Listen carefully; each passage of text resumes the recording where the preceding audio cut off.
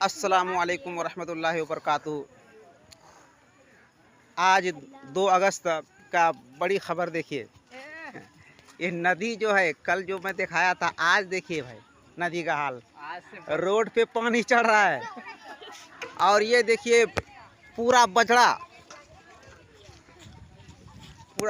डूब रहा है। देखिए बजड़ा पानी जा रहा है इधर देखिए, और बथान का तो आता पता ही नहीं आज।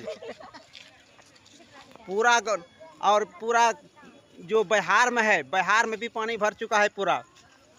और ये देखिए बथान का हाल देखिए, ये 20 साल में पहली बार ऐसा पानी आया है इस नदी में।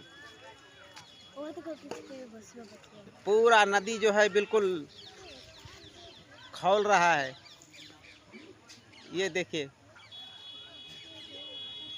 अभी फौरन इसी वक्त पानी नदी में आया है। सुबह 5:30 बजे 2 अगस्त को ऐसा ज़बरदस्त पानी 20 साल के बाद आया है। अब अभी देखते हैं आगे कितना और पानी बढ़ता है। ये बजड़ा की तरफ पानी जा चुका है और पानी बिल्कुल ईदगाह के एकदम चढ़ने के करीब है।